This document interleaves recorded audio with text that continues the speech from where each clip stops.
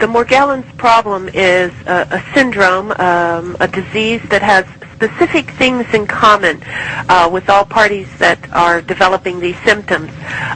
They have fibers that grow out of their body, and these fibers burn at 1,400 degrees or more, where these fibers and other materials accumulate under the skin. It is a true foreign invader, meaning a foreign invader is something that comes into the body and is not recognized by the body and attacks the body's defense mechanism. And in this case, the materials which were identified at the end of the study, which was under Project FM, we found that it was made of a polyester, two-part polyester compound with other organic compounds, and it basically was like two plastic straws within itself. Wow. With a silicone head. And that showed silicone present and also silica, crystals, okay? Mm-hmm. That was in phase 1. Phase 2 showed high-density polyethylene fiber and other compounds being present.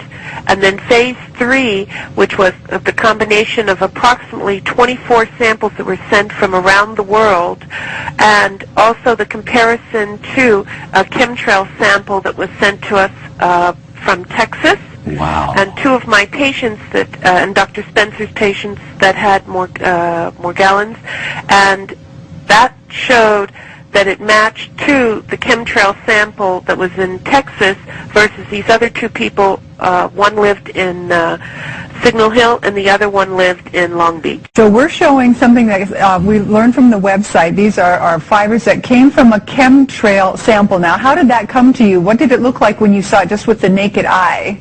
Well, what it looked like was just like cotton candy, mm-hmm. like just white cotton candy in a bag, and then also a twig was attached. Because the person who took the sample saw it falling from the sky and was able to gather it and date it when they gathered it and put it into proper Ziploc bags. And then you had a patient, Lily, and we're showing something that showed on the website was a fiber from, I believe, her skin. And so the composition that we saw in that previous slide from the chemtrail is the same composition as this, then? Yes, except it goes in stages. You'll see chemical analysis, which was done by scanning electron microscope, techniques which were done by Lambda Labs and MIT at Woodhull, through our other lab, Applied Consumer Service. It could be, if you want to call it a man-made parasite, but it has, we sent early samples and photographs to the Secretary and President of the American Society of Parasitology, and the Secretary wrote us back and said that, 1, it is not a parasite, 2, it is not eukaryotic cells, 3, it's not biological, and 4, it is man-made. It has to be created by man somehow. Well, it has to be because it all had uniform shape. Right. And it had uniform array, uniform pattern. So that means that this material has to go inside the body and grow outward. The real symptoms, let me interrupt you, Kate, meaning we have a questionnaire that Dr. Spencer and I use. There's 167 symptoms. And when we get a patient, they're lacking only 3 of those symptoms. But all of the patients that we've seen, they continually have basically all of the symptoms. And they are, if they go to someone else, though, these poor people, and many people who are going to be watching this tonight may have heard of this, or they may even have some kind of symptoms. They go to a regular GP. What happens to them? Well, a lot of them get misdiagnosed. A lot of them get thought of that it's all in their mind. But there are chemtrails everywhere all the time. Correct, and they could have other chemicals in it. But one key that what I'm calling the smart dust, where smart dust is a very, very small particle at nano size that has a specific function. This looks like, if you look at certain times of the day and you see dust, but it's not dust, It's like an iridescent glitter, very specifically different than regular household dust. Yeah. And this would be in areas we have seen that. You know, Doctor, I got one of those 10 million watt spotlights. You go out at night and point it up to the sky, and you can't believe what's floating in the air. I mean, it's really disgusting. Right, and if you're seeing this iridescence, which looks like just like glitter, that is engineered dust or smart dust type material versus regular household dust, or that does not reflect back. So here comes the conspiracy theory. If Morgellons is related to chemtrails and it's coming out of the spray from airplanes, is there some grand plan to get this stuff into human beings? Well, I don't know if it was a plan or anything, but I will say that all of us have been exposed, all animals, all life forms on this planet. It's just a matter of what our genetic makeup is, what we have been chemically poisoned with as an industry, meaning working in industry versus living in certain polluted areas, that is allowing this to manifest more rapidly in individuals than ourselves. Now, is this considered, like, if you're handling this, you must be very careful. Is it something that could burrow its way in, like contagious? Well, I don't consider it contagious because what I've observed is that it has to have a specific chemical composition, and if, like, I'll give you an example, like the ones where they have the lesions, where they have the discolorization of the skin, they have a lot of porphyria in their body, which is from pyrols, and thus chemical composition of pyrols. And I basically know that it's a man-made machine, as I call it. So it's not going to be likely passed from person to person. They're going to have to get it from the thing environment. is, and why people can, I'm going to call it, be exposed and get it from other individuals, is that those same people may be exposed to the same chemicals that this other person has been exposed to. Got you. And it allows it to be a growth media for these assemblers or whatever is going on. Right. What does the CDC do, or are they doing anything about this? I honestly don't know. I know in the very beginning, which was way back in September, October of 2006, they were going to do a study in California. Then they changed it to do it go back to Atlanta, and then do it out of Texas. But to my knowledge, I have not heard anything that they've done anything.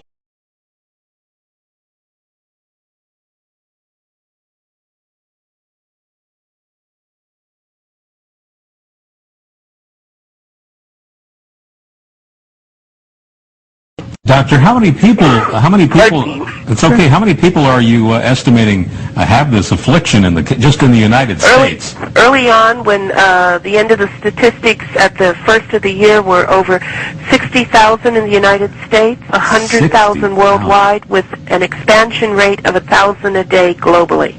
Oh, my word. And now, you said 60,000 in the U.S. Is there any specific part of the country it seems more likely? 26% is in Southern California. The other majority is in Texas and Florida, but it is spreading. There is a relationship to, I'm going to call it, specific cities that have higher incidence. And you know, a friend of ours who's a chemtrail expert in Los Angeles says the chemtrail spraying there is just out of control. If these fibers or whatever they are, or nano robots, are falling from the sky somehow, can they somehow embed themselves in plants? Has there been any evidence so that when we ate something that had landed on, we could get it that way? Yes, there has been evidence early on from plants, animals, even seafood. Oh, for heaven's sake. Meaning it's global. It is raining. Once you've seen it, example like in some of the pictures where it has those clear, like hook-like features, you can see it on other living forms. One of my questions, though, is, okay, we've got perhaps this falling from the sky. Obviously, you found that it's in the food we eat, even seafood. How can do we need to build our immune systems? What can help us with this?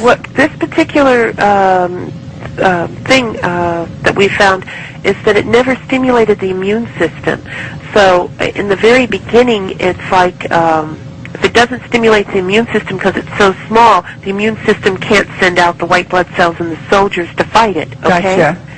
So what you have to do is just basically keep your body healthy, and please use good intestinal fiber and Jerusalem artichoke powder and other types of nutrients like what are being developed, so that you can maintain good digestive health, because I personally think that, well, I know it's starting in the intestinal tract, thus the first organs that are formed are the GI tract.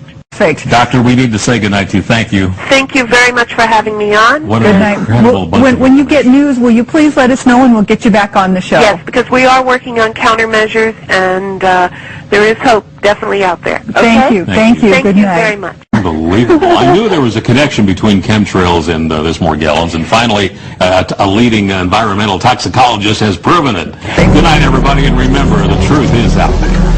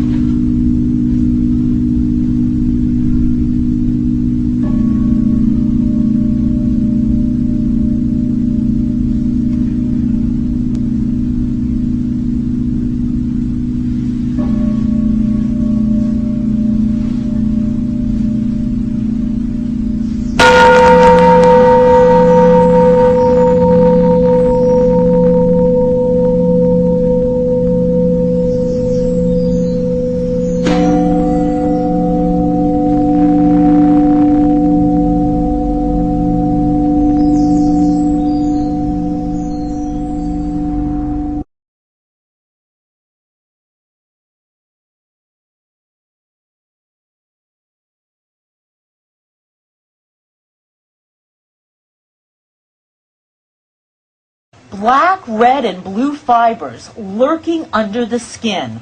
Now they've seen about 25 patients, and the OSU doctors are convinced Morgellons is real. But the medical establishment says they are wrong. Morgellons is not real. So this is all in their heads. It's all in their heads. This is somebody who's picking at themselves, and people can pick at themselves for all kinds of reasons. But how does he explain the fibers? Dr. Scheinfeld says once the patients create a sore, they shove fibers into it. Do you think in a couple of years you might be eating your words? Maybe research will show you're wrong?